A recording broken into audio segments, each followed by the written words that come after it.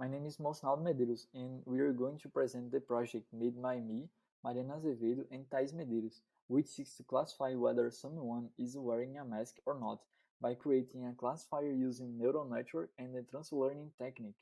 This project was proposed on the subject of embedded artificial intelligence taught by Professor Ivanovitch Silva to develop practical solutions using the transfer learning technique.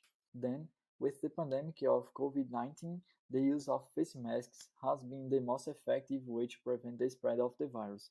Thus, one way to contribute to this context was the realization of a project that, as previously mentioned, aims to infer from an image whether an individual is wearing a mask or not.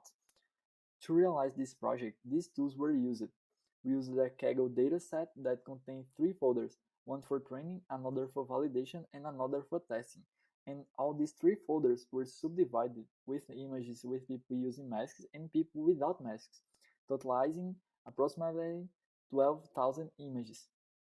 In addition, we use the Python programming language with TensorFlow, Keras, and Code Carbon libraries on Google Colaboratory for programming the neural network, and used the Weights and Bias platform for managing the entire process of creating the classifier.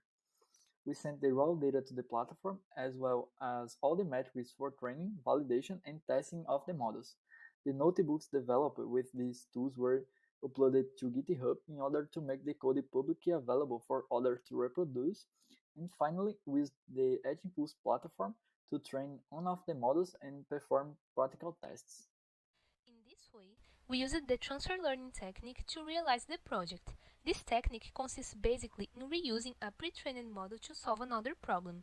That is, initially, there was the construction and training of a neural network with another set of data, usually quite extensive, and now the same network will be used to solve a new problem, in our case, the classification of images to find out whether a person wears a mask or not.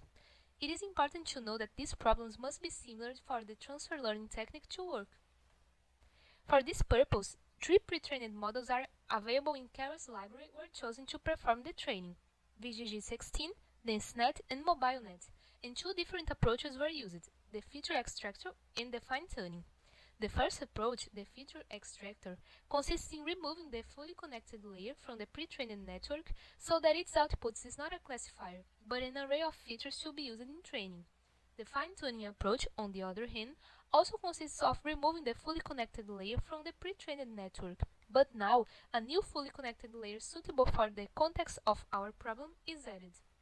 Then, the layers in the pre-trained model are frozen during the first step of training and later partially or fully thawed, and then a second training step is performed.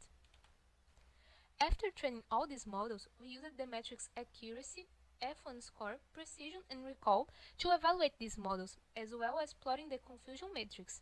From this, we can see that the best performing model was the DenseNet with the feature extractor, which did not mispredict any of the images in the test set, as can be seen here in the confusion matrix.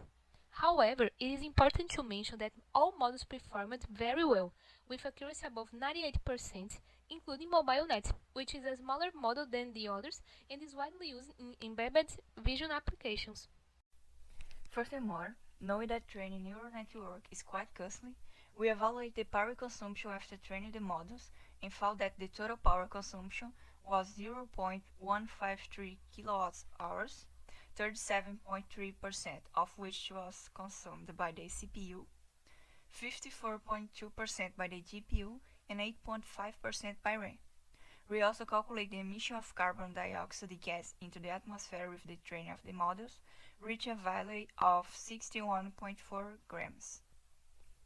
As for the Edge Impulse platform, the initial step was to upload the data, create an impulse design to define the settings, and then perform the training. Then, with the training completed, some images were chosen to perform the classification from a mobile phone. So, we can see that, in general, the model has been classified correctly, but for cases where there is an object close to the face, for example, it has been misclassified. Then, the next steps to improve this work and make this project even close to society would be the following: test the training with different models, collect more data for training, such as situations where the mask is in different positions, and integrate this project with a microcontroller or develop web and mobile solutions.